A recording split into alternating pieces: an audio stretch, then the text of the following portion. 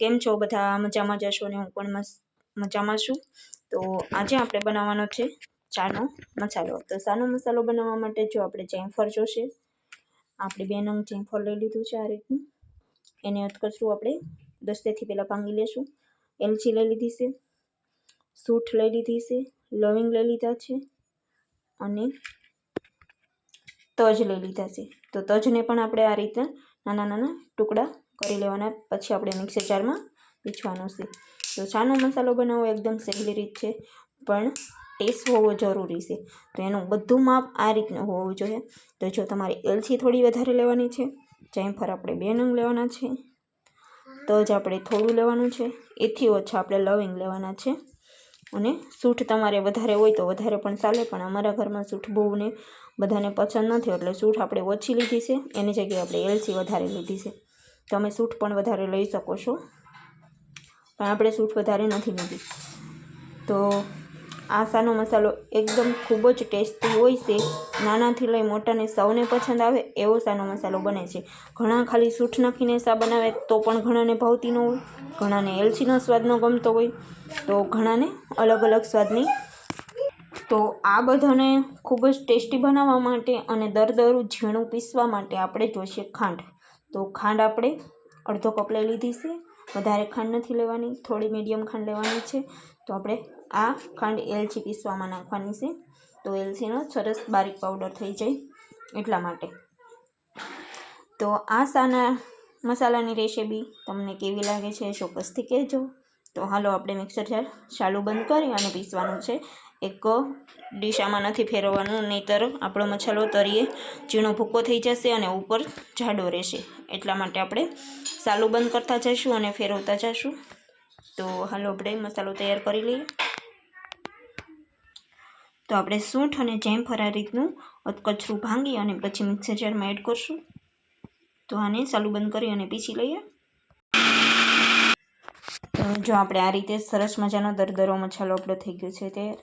તો બધું મિક્સ સરસ રીતે કરી દઈશું અને આપણે તરત જ નથી ભરી દેવાનો કોઈ પણ તમારી બોટલમાં, અને આપણે સરસ આ મિક્સર જારમાં ઓલું ગરમ થયો હોય એટલે સરસ ઠંડો થવા દેવાનો છે, પછી આપણે ભરવાનો છે। ગરમ ગરમમાં ભરી દઈશું તો આપણો મસાલો થોડાક સમયમાં ખરાબ થઈ જશે। ખરાબ એટલે કે એની સ્મેલ વહી જશે એમ, બાકી કંઈ ખરાબ નહીં થાય, પણ એની જે ગરમમાં ભરી દઈશું તો એની સ્મેલ વહી જશે, એટલે થોડો ઠંડો થવા દેવાનો પછી આપણે ભરવાનો છે। તો હાલો બધું મિક્સ કરી લઈએ। તો જો થોડી એવી સામગ્રીમાંથી આપણો કેટલો બધો મસાલો થઈ ગયો છે તૈયાર। તો તમે બધા જોઈ શકો છો આપણો મસ્ત મસાલો એકદમ 1 વર્ષ માટે સ્ટોર કરી અને મૂકી શકીએ એટલો મસાલો આપણો તૈયાર થઈ ગયો છે। અને તમે 1 થી 1.5 વર્ષ સુધી સ્ટોર કરી અને મૂકી શકો છો। અને જો તમે ફ્રીજમાં રાખો તો કોઈ પણ બોટલ સરખી પેક હોય એવી બોટલમાં મૂકવાનો, અને જો તમારે બહાર રાખવો હોય તો કાચની બોટલમાં તમે આ રીતની જે કાચની બોટલ આવે છે એમાં તમે ભરી અને મૂકી દો તો એને 1 વર્ષ સુધી કાંઈ નથી થતું। તો 1 થી 1.5 વર્ષ સુધી આ મસાલો હાલે છે અને સરસ મજાનો આપણો મસ્ત મસાલો તૈયાર થઈ ગયો છે, તમે બધા જ જોઈ શકો છો। તો આ ચાના મસાલાની રેસીપી તમને કેવી લાગી છે એ કોમેન્ટમાં જરૂરથી કહેજો। તો આ મસાલાને આપણે જો તમે જોઈ શકો છો એકદમ મસ્ત આપણે દરદરો પીસી લીધો છે અને સરસ મજાનો આપણો મસાલો થઈ ગયો છે તૈયાર।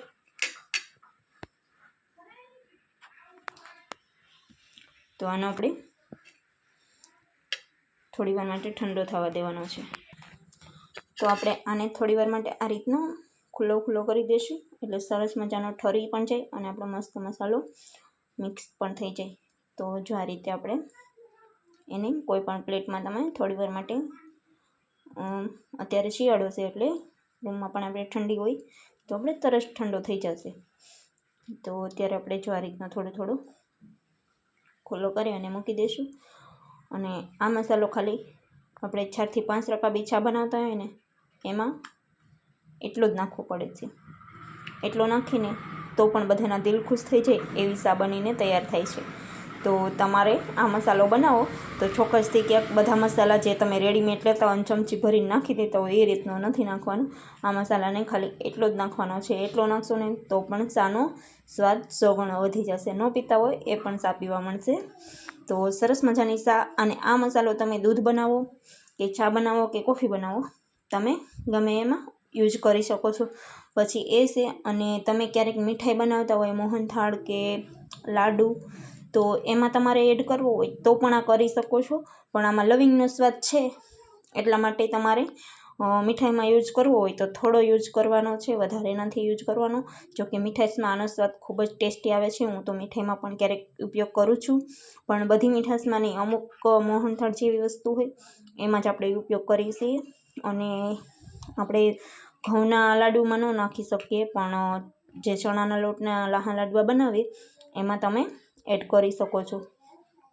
તો આપણો મસ્ત મસાલો થઈ ગયો છે તૈયાર. તો બધા ફરી મને કોમેન્ટમાં કહેજો કે તમારા ઘરે તમે કયો મસાલો વાપરો છો અને કયો ટેસ્ટ તમને પસંદ છે. તો અમારા ઘરે આ મસાલો વપરાય છે અને સરસ મજાનો મસાલો તૈયાર થઈ ગયો છે. તો હાલો હવે આપણે બોટલમાં ભરી લઈશું. ઠંડો થઈ ગયો છે તો હવે આપણે બોટલ ભરી લઈશું અને ફરી મળીએ નવા બ્લોગમાં. ત્યાં સુધી બાય બાય. અને આવા નવા વિડીયો જોવા માટે અમારી ચેનલને સબસ્ક્રાઈબ ન કરેલી હોય તો સબસ્ક્રાઈબ કરી દેજો. ફરી મળશું નવા બ્લોગમાં. ત્યાં સુધી બાય બાય.